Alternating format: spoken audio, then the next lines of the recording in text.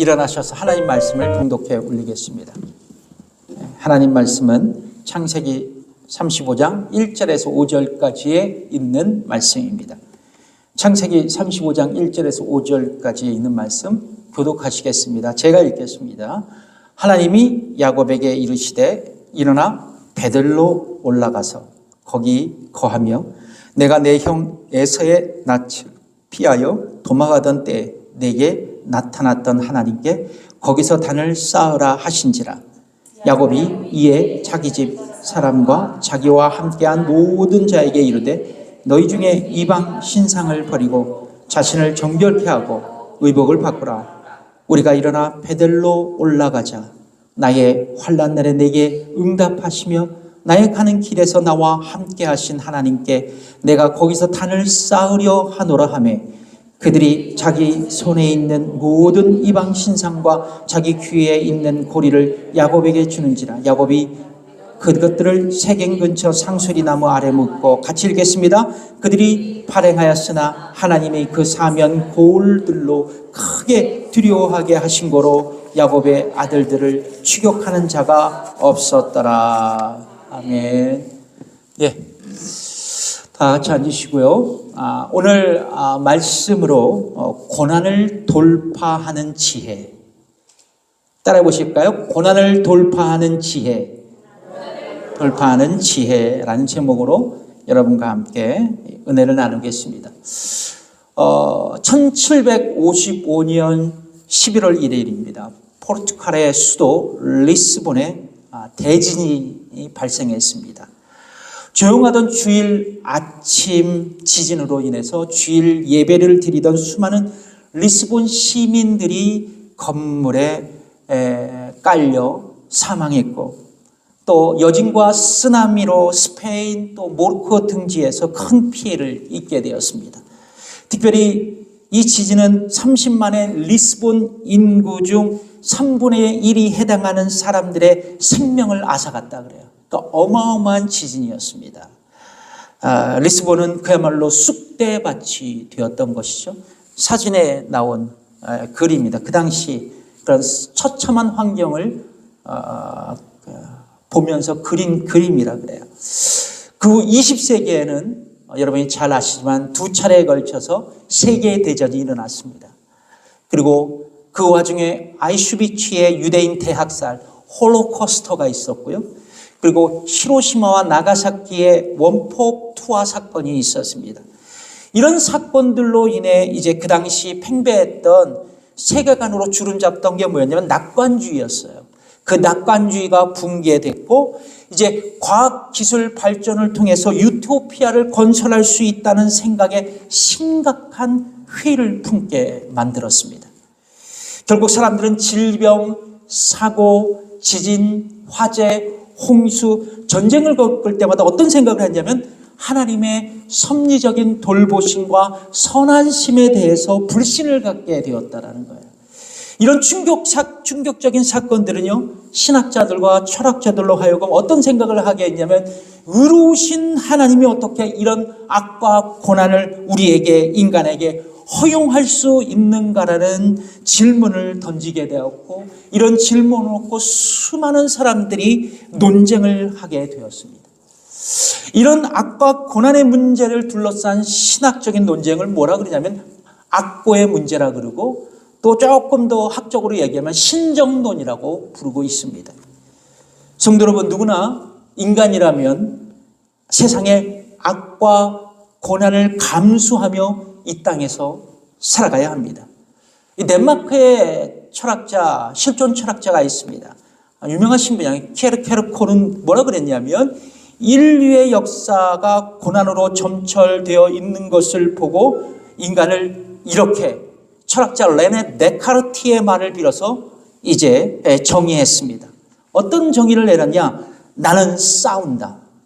고로 내가 존재한다. 이 말을 했어요. 그러니까 그는 뭐냐면 세상의 악과 고난에 싸우면서 살아가는 것이 바로 인간의 실존적인 모습이라고 말했던 것입니다. 그렇습니다. 기독교인이든 비기독교인이든 끊임없이 찾아오는 예고 없이 찾아오는 사고, 질병, 경제적인 어려움, 가정의 어려움, 정신적인 고통에 우리는 모두가 직면해 있다는 것입니다. 기독교인 중에 아주 유명한 변증학자가 있습니다. C.S. 루이스, 영국의 문학가이면서도 사상가, 종교인인 C.S. 루이스가 쓴 고통의 문제라는 책이 있습니다. 이 고통의 문제의 제2장에 보면 이런 말이 있습니다. 하나님이 선하시다면 자신이 만든 피조물에게 완벽한 행복을 주고 싶어 할 것이며 하나님이 전능하시다면 그 소원대로 할 것이다. 그런데 지금 피조물들은 행복하지 않다. 그러므로 하나님은 선하지 않은 존재이거나 능력이 없는 존재 또는 선하지도 않고 능력도 없는 존재일 것이다 라고 이야기하면서 왜 하나님은 피조물이 당하는 고난을, 고통을 간섭하지 않으시냐, 막지 않으시냐라며 인류의 고민을 그의 책에서 풀어나가고 있습니다. 중요한 것은 이겁니다. 여러분, 우리에게 다가오는 고난을 피할 수 없습니다. 우리에게 다가오는 난관을 피할 수 없다는 거예요. 더 나아가서 하나의 고난이 나에게 지나가면 또 다른 하나의 고난이 찾아오고 한 종류의 고난이 나에게 찾아오면 또 다른 종류의 고난이 나에게 다가온다는 것입니다. 이거는 부정할 수가 없어요. 그래서 여러분, 우리가 이 땅에서 살아간다는 것은 어떤 의미에서 보면 고난의 연속일 수도 있습니다. 여러분 맞는가요? 맞습니까? 옆분 인사하겠습니다. 고난의 연속이 바로 인생입니다. 네. 자, 그런데 여러분 오늘 본문에 등장하는 야곱의 경우가 바로 이런 경우였어요. 거듭해서 다가오는 고난, 그 고난 가운데 살아갔던 야곱. 그러나 여러분, 야곱이 자신에게 다가온 고난을 어떻게 극복할 수 있는지에 대한 그 해답이 오늘 본문의 말씀에 기록되어 있습니다. 그렇다면 성도 여러분, 야곱은 자신에게 다가오는 고난을 어떻게 극복하며 살아갈 수 있었을까요? 첫 번째입니다. 야곱은 고난을 극복하기 위해 하나님께 나아갔습니다. 한번 따라해 볼까요? 고난을 극복하기 위해 하나님께 나아가자. 아멘. 여러분 성경에 보면 야곱은 진짜 파란만장한 인생을 살았던 인물이었어요. 그럼 영화 같은 삶을 살았던 분이 바로 이 야곱이었습니다. 그의 삶은 고난의 연속이었어요. 그래서 어떻게 알 수 있냐? 창세기를 우리가 관찰해 보면 알 수 있습니다. 야곱은 형 에색의 장자권을 쟁취하죠. 그리고 자신의 고향을 떠납니다. 그리고 어디로 가냐면 밧담 아람, 그러니까 부모님의 도움으로 하란으로 도망쳐요. 형한테 사기치고 하란으로 도망쳐버립니다. 예, 야곱은 이제 고향을 떠난 도망자의 신세가 되고 말았어요. 이 도망자의 신세로 하란에 사는 누구를 찾아갔냐? 외삼촌 라반의 집으로 피신해 갔습니다. 그리고 야곱은 이제 라반의 밑에서 살아가게 됐어요. 근데 중요한 거는 이 야곱은요, 라반의 작은 딸 라헬을 너무 사모했습니다. 그래서 그녀와 결혼하기 위해서 7년간 외삼촌 라반을 위해서 일하게 됩니다. 아주 죽도록 일해요. 성경은 그가 라헬을 사랑했으므로 7년을 수일같이 여겼더라. 그러니까 얼마나 라헬을 자기 사람으로 삼기 원했으면 그 7년간이 수일처럼 여기도록 그렇게 금방 갔을까요? 여러분 이해 가십니까? 여러분 이해를 가세요? 옛날에 그 연애 기억이 다 사라진 것 같아. 연애 세포가 다 사라졌어요. 저도 물론 다 사라졌습니다. 근데 이 야곱은요, 라헬을 사모함으로 7년을 수일같이 여기면서 그 혹독한 노동을 견디면서 외삼촌 라반의 집에서 일을 하게 됐습니다. 자, 그런데 여러분, 기한이 됐어요. 기한이 됐습니다. 그래, 라헬을 자기 아내로 삼으려 딱 했는데 이 라반이 말하자면 헤게모니를 하는 거예요. 뭐냐면 형보다 아우를 먼저 시집 보내는 것이 우리의 마을의 전통이 아니기 때문에 너는 라헬을 취할 수 없어. 대신 레아를 데리고 가라. 그리고 라헬을 너의 아내로 삼기 위해서는 7년을 더 봉사해야 된다. 이런 얘기를 합니다. 이 억지 주장이죠. 억지쟁이. 외삼촌 라반의 말하자면 갑질 행포예요. 자, 근데 야곱은 억울하고 분통했지만 라헬을 너무나 사모했습니다. 그 라헬을 아내로 맞이하기 위해서 7년간 더 봉사해요. 그리고 이제 20년을 외삼촌 라반 집에서 소위 마당새처럼 일하다가 이제 어느 날 장인 라반과 그의 처남들에게 시기와 질투의 대상이 되고 말아요. 왜냐고요? 야곱은요, 라반의 집에서 일하다가 성식일하다 보니까 막대한 부를 성취하게 됩니다. 부자가 된 거예요. 그 얘기가 창세기 31장 1절에서 2절까지 있는 말씀이거든요. 여러분 함께 같이 읽어보겠습니다. 시작. 야곱이 들은즉 라반의 아들들의 말이 야곱이 우리 아버지의 소유를 다 빼앗고 우리 아버지의 소유로 인하여 이같이 거부가 되었다 하는지라. 야곱이 라반의 안색을 본즉 자기에게 대하여 전과 같지 아니하더라. 야곱이 보기에는 라반이야 싸늘한 눈빛으로 자기를 째려보는 거예요. 저놈 나보다 더 많이 가졌네. 저놈 나보다 더 많이 가졌네. 이 싸늘한 눈빛을 느끼는 순간 야곱은 생명의 위협을 느끼게 돼요.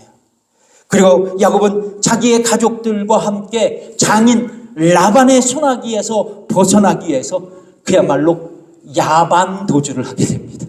가나안 땅으로 도주를 하게 돼요. 근데 이 소식을 누가 들었을까요? 라반이 들은 거예요. 그리고 라반은 야곱을 주기 위해서 그의 딸과 손주들과 야곱의 모든 재산들을 쟁취하기 위해서 추적대를 조직하고 야곱을 쫓았고 그리고 그를 길르앗에서 붙잡게 됩니다. 이뿐만이 아니에요. 이 야곱의 생애는요 고난의 연속이었습니다. 야곱은 941생으로 라반의 손아귀에서 벗어날 수 있었어요. 이제 가나안 땅으로 들어가려고 했어요. 근데 뭐가 있었을까요? 제일 먼저 야곱은 에서 형을 만나야 되겠어요. 에서를 만나야 했었습니다.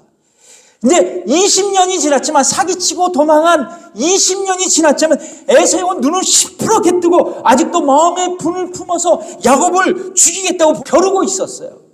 야곱은요 다시 라반이 있는 하란으로 돌아갈 수 없는 상황이었어요.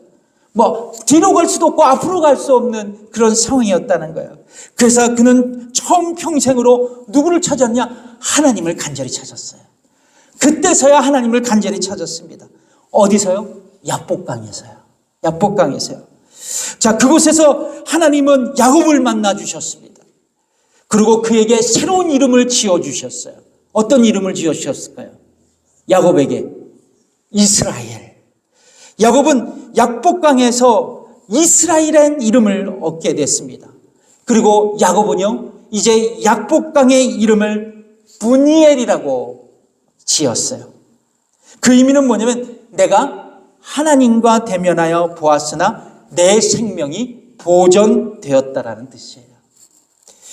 야곱은 하나님과 만난 약복강의 사건을 통해서 형 에서에 대한 두려움과 공포감이 있었지만 그곳에서 대면한 하나님께서 자기와 함께 하실 거라는 그 믿음을 가지게 되었고 그는 그에게 앞으로 다가올 고난에 염려하지 않을 수 있었어요.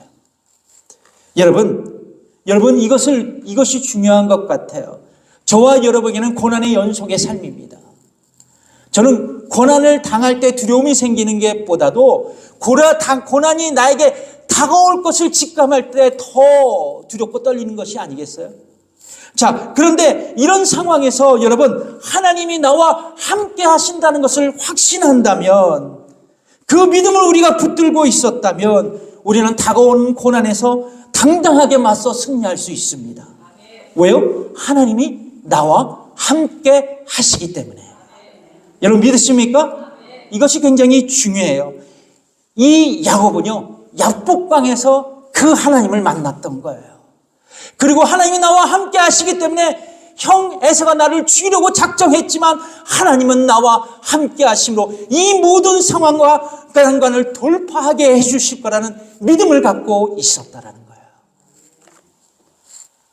이후 야곱은 에서와의 감격적인 만남을 가져요. 모두가 하나님의 은혜였어요. 근데 이후에 그가 어디로 갔냐? 세겜 땅으로 향하게 됩니다. 세겜 땅. 이곳 세겜은요, 가나안 땅에서 가장 좋은 지역이었어요. 어떤 지역이었냐? 기름진 땅이었어요. 그리고 또 농사를 지을 수 있는 땅이었고, 더불어서 가축들을 키우는 목초지가 많은 곳이었습니다. 그래서 야곱은 이곳 세겜 땅에서 영원히 거주하기 위해서 하몰의 아들들에게 은 100개를 주고 이 땅을 사게 됩니다. 세겜 땅을요. 그런데 이 세겜 땅에서 야곱의 가족들에게 잊지 못할 사건들이 벌어졌어요. 어떤 거냐? 야곱의 딸 디나가 하몰의 아들 세겜에게 강간을 당해요. 여러분, 비전을 갖고 온 세겜 땅, 그곳에서 잘 될 줄 알았어요. 아메리칸 드림을 갖고 미국 땅에 왔지만 잘 될 줄 알았어요. 근데 여러분, 야곱이 당한 게 뭐예요? 세겜에게 자기 딸이 강간을 당하는 처참한 일을 당해요. 여러분, 야곱의 마음이 얼마나 무너졌을까요? 그의 가족들은 멘붕이 되지 않았을까요? 급기야 야곱의 아들들이 하몰과 세겜을 속여서 할례를 받게 해요.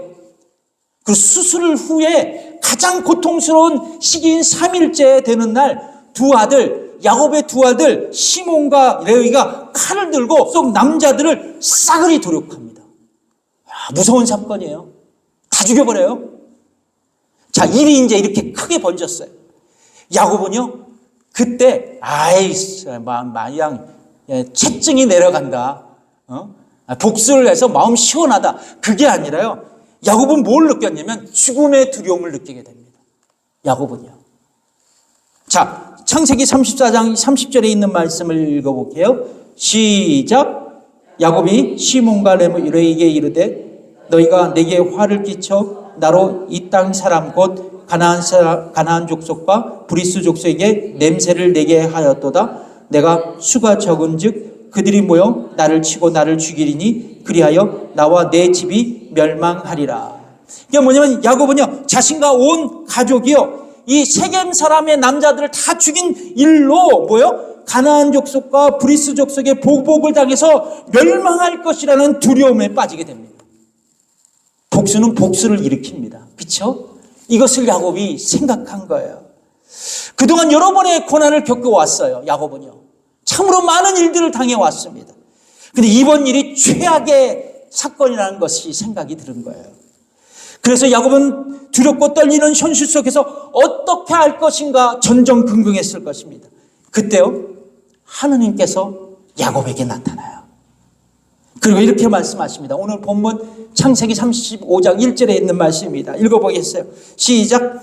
하나님이 야곱에게 이르시되 일어나 베들로 올라가서 거기 거하며 내가 내 형 에서의 낯을 피하여 도망하였던 때에 내게 나타났던 하나님께 거기서 단을 쌓으라 하신지라. 여기서 우리가 주목해야 할 단어는 뭐냐면 단을 쌓으라는 거예요. 뭐를 쌓으라? 단을 쌓으라. 이 명령의 의미는 뭐냐면 베델에서 만난 하나님을 기억하며 예배를 드리라는 거예요. 여러분, 야곱은요, 과거 베델에서 하나님을 만났어요. 그리고 하나님은 야곱에게 이렇게 말씀하십니다. 창세기 28장 15절에 있는 말씀 같이 읽어볼게요. 시작. 내가 너와 함께 있어 너를 지키며 너를 이끌어 이 땅으로 돌아오게 할지라. 내가 내게 허락한 것을 다 이루기까지 너는 떠나지 아니하리라 하신지라. 아멘. 그렇습니다. 야곱은 내가 어디로 가든지 너를 지키며 너를 이끌어 가나안 땅으로 돌아오게 하시겠다고 약속하신 베델의 하나님을 다시 기억했던 거예요. 그리고 야곱은 자신들의 가족들 앞에서 이렇게 선언합니다. 자, 오늘 보면 창세기 35장 3절에 있는 말씀 제가 읽어드릴게요. 뭐라고 했냐면 우리가 일어나 베델로 올라가자. 우리가 일어나 베델로 올라가자. 이 말이 뭐예요? 내가 지금 심각한 고난의 직면에 있지만 이제 하나님께 나아가자. 하나님을 찾아가자. 말씀하고 있습니다. 청교도 설교가 토마스 와스는 이런 말을 했어요. 하나님이 성도들을 인도하실 때는 먼저 하나님 자신에게로 인도하신다. 하나님이 우리를 인도하실 때 어떻게 인도하신다고요? 하나님 자신에게 인도하신다. 그렇습니다. 야곱은 다가오는 고난을 감당하기에 제일 먼저 하는 일 뭐냐? 하나님 앞에 나갔던 거예요. 베델로 나아갔다는 것입니다. 그러면 여러분, 고난은 우리에게 뭐냐면 우리로 하여금 다시 하나님을 바라보도록 하는 촉매자의 역할을 하는 거예요. 여러분, 하나님께서 우리에게 왜 고난을 허락하실까요? 이제 세상을 바라보지 않고 나를 바라보라고 말씀하는 거 아니에요? 그리고 여러분, 그 고난을 통해서 하나님을 바라볼 뿐만 아니라 하나님께 나오도록 우리를 이끌어 주신 거 아닙니까? 그래서 고난은 우리에게 검은 보자기에 싼 축복이에요. 내가 힘들고 어렵고 고통당하고 눈물을 흘리지만 그 고난과 역경이 나를 하나님으로 바라보게 하고 하나님께 나아가도록 만드는 그 기회라면 나에겐 축복이에요. 자, 오늘 본문에서 하나님은 야곱에게 베델로 올라가라고 말씀하시면서 제단을 쌓으라고 말씀하세요. 제단을 쌓으라. 제단을 쌓는 행위는 오늘날 뭐냐면 예배를 드리는 일이라고 할 수 있어요. 예배는 하나님의 임재 앞에 나오는 그런 시간이에요. 예배는 하나님의 임재를 체험하는 시간입니다. 살아계시고 참되신 하나님을 만나는 거예요. 그러면 여러분, 우리에게 어떤 고난이 내게 다가올지라도 하나님을 만나는 예배를 등한시하지 말라는 거예요. 예배가 여러분이 살 길입니다. 왜냐하면 예배를 드리는 우리에게 하나님은 고난 속에서 승리할 수 있도록 우리를 다듬어 주시고 우리를 격려해 주시고 우리에게 능력을 임해 주시고 우리에게 임재하셔서 우리에게 함께 하시기 때문에 그래요. 그래서 여러분, 우리가 예배 속에서 하나님을 만나고 그분의 영광과 권능을 붙들게 된다면 세상의 모든 염려와 두려움을 넉넉히 이겨낼 수 있는 거예요. 그래서 성경 우리에게 말씀하고 있지 않습니까? 로마서 8장 37절에 있는 말씀 같이 읽어볼게요. 시작. 그러나 이 모든 일에 우리를 사랑하시는 이로 말미암아 우리가 넉넉히 이기느니라. 그런데 여러분, 목회하다 보면 자신에게 다가온 고난 때문에 잠시 교회를 나오지 못하겠다고, 쉬겠다고 말씀하는 분이 간혹 계세요. 여러분, 그런 분들 보셨죠? 좀 쉴게요. 이런 분이 계십니다. 조금 형편이 나아지면 교회로 갈게요. 그런데 이건 여러분 순서가 틀린 거예요. 여러분, 왜냐하면 교회 나와서 예배 속에서 임재하시는 하나님을 만나고 그분을 경배할 때 인생의 고난의 해결책이 나오는데 왜 여러분 교회를 쉰다고 얘기를 해요? 거꾸로 가는 인생이에요. 맨날 해봤자 다람쥐 쳇바퀴 돌아가는 인생을 살아갈 수밖에 없는 겁니다.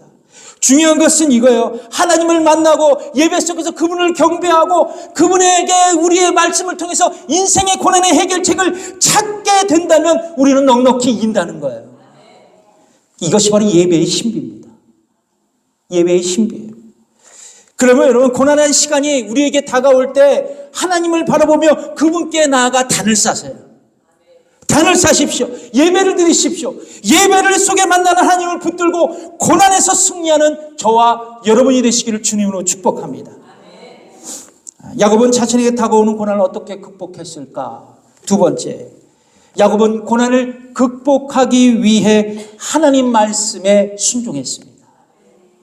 야곱은요, 자신뿐만 아니라 가족에게 행복한 삶을 보장받을 수 있도록 어디로 왔어요? 두림 땅, 세겜에 왔어요. 그곳에 정착했습니다. 그에게는 평생 놓칠 수 없는 땅이었어요. 기회의 땅이었습니다. 그러나 인간적으로는 그곳에서 이제 야곱에게 파라다이스처럼 풍성한 삶을 제공해 주는 곳으로 보였을지 몰라도 하나님은 야곱과의 생각과 다른 생각을 갖고 있었어요. 야곱은 세겜 땅이 비전의 땅이고 풍요의 땅이라고 생각했지만 하나님은 그렇게 생각하지 않았다는 거예요. 여러분, 하나님은요, 야곱에게 세겜 땅이 아니라 어디로 돌아오라고 말씀하셨어요? 베델로 돌아오라고 기대하셨어요. 여러분, 왜냐고요? 베델에서 축복하신 하나님께 야곱은 뭘 했을까요? 창세기 28장 다시 베델로 돌아와 단을 쌓으며 하나님께 예배드리고 11조를 드리겠다고 하나님께 서원했던 곳이 바로 베델이었어요. 근데 여러분, 베델로 가지 않고 어디로 갔어요? 야곱은 세겜 땅으로 갔다는 거예요. 눈에 보이는 좋은 땅으로, 기회의 땅으로 갔다는 거예요. 하나님께 약속한 서운한 그 땅으로 가지 않았다는 것입니다. 그래서 여러분, 그는 베델을 선택한 것이 아니라 세겜 땅을 선택했어요. 여러분, 이 얘기가 뭐냐? 하나님의 뜻에 따르지 않고 가나안 땅인 세겜에 머물러 있다가 그만 예상치 못했던 불행한 사고를 당하는 거예요. 자기 딸 디나가 강간을 당하잖아요. 결론적으로요, 야곱에게 찾아왔던 불행의 원인은 야곱이 하나님의 말씀에 천철저히 순종하지 않았기 때문이라고 저는 생각해요. 하나님의 말씀에 순종했다면 디나가 세겜 땅에서 강간을 당하지 않았을 거예요. 하나님의 말씀대로 순종했다면 지금 야곱의 가족들은 어디에 머물러 있었을까요? 자기가 서운했던 그 땅, 베델에 머물러 있었을 거예요.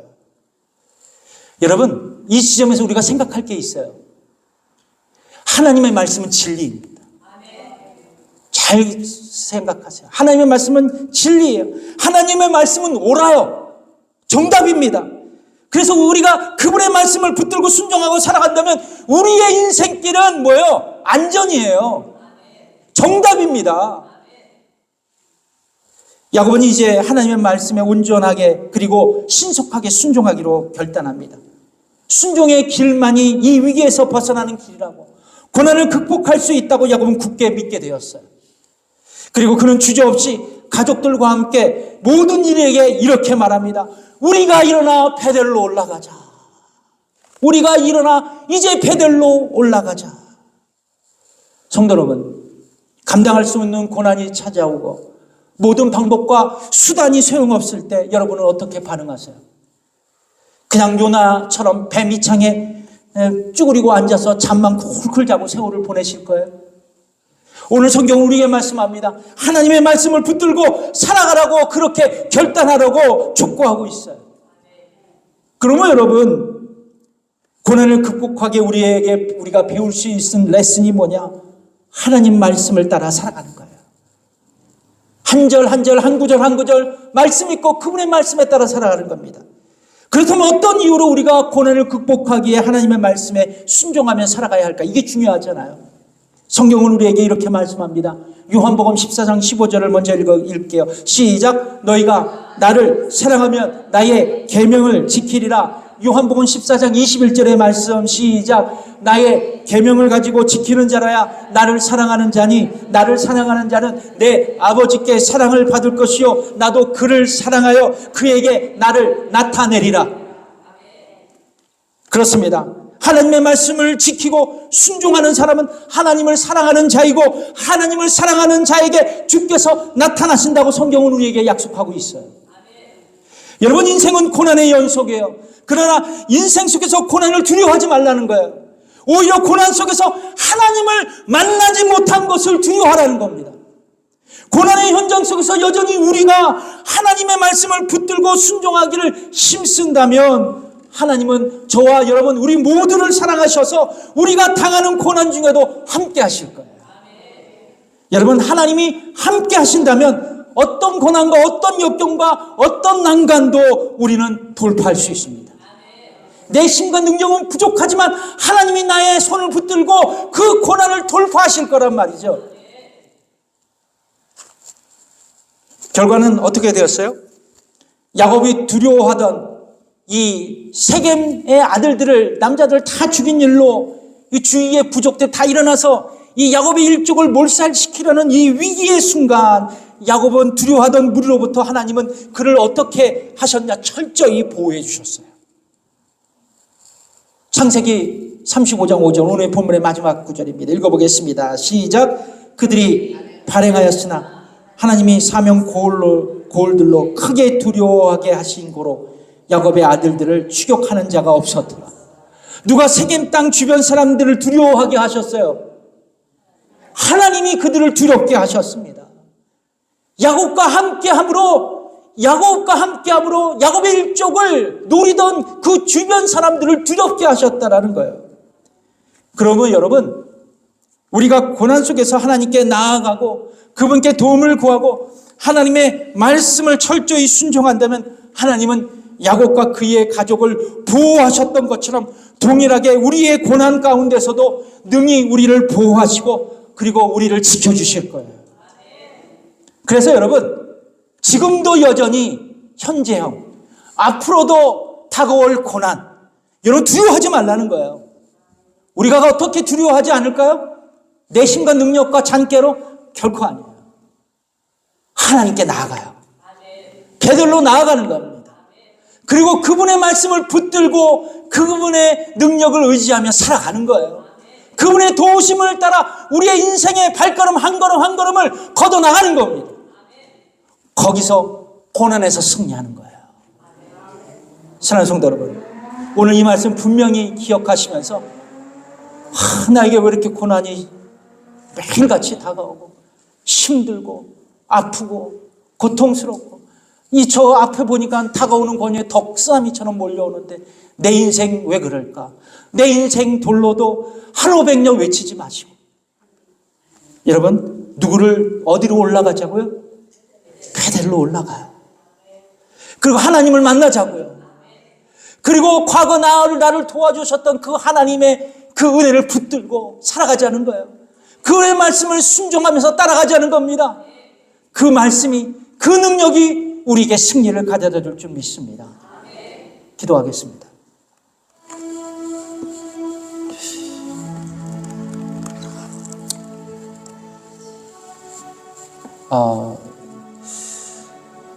여러분, 이민 생활이 참 많이 고달프시죠? 참 옛날 일을 생각하면 참 내가 어떻게 살아왔나 이 생각을 하실 거예요. 근데 조금 나아지다 보면 괜찮다 생각하면 또 어려운 일이 생기고 또 고난이 생기고 또 두려움도 생기고 참 이걸 어떻게 해야 될지 몰라요. 인생이 이런가 생각하다 보면 어쩌보면 하나님을 원망할 때도 있고 하나님을 외면할 때도 있었어요. 근데 여러분, 오늘 본문의 말씀이 뭐를 얘기해요? 야고보는요, 우리보다 더 큰 위기와 고난을 당한 사람이었어요. 근데 그가 나중에 깨달았던 게 뭐예요? 베델로 올라가자라는 거예요. 하나님을 만나겠다는 거예요. 그 하나님이 어떤 말씀을 하신지 내가 따라가겠다는 겁니다. 하나님을 붙들겠다는 거예요. 여러분, 오늘 이 시간 야곱의 고백이 우리의 고백이 되길 원합니다. 주님, 내가 고통스럽습니다. 어렵습니다. 지금 이 순간 내가 베델로 올라가겠습니다. 그 하나님을 만나보겠습니다. 그 하나님의 능력을 의존하겠습니다. 주님이 나에게 말씀하시면 그대로 따라가겠습니다. 주님, 제발 나와 함께 해 주십시오. 이 시간 함께 기도하겠습니다. 하나님 아버지, 감사합니다. 오늘 우리 성도들과 함께 이 기도의 제목으로 나아갑니다. 오 하나님 아버지, 우리 성도들 참으로 어려운 이 시대를 살아가고 있습니다. 고난도 많고 여건도 많고 난관에 쓰러져 울며 지칠 때가 있습니다.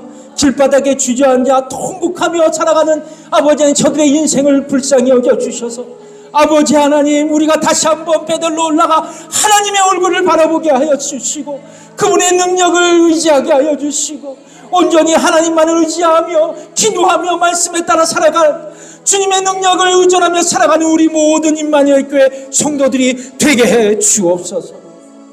감사드리며 예수님의 이름으로 기도드립니다. 이 시간 다 함께 일어나셔서 하나님을 사모하는 자, 하나님의 평안을 바라보는 자.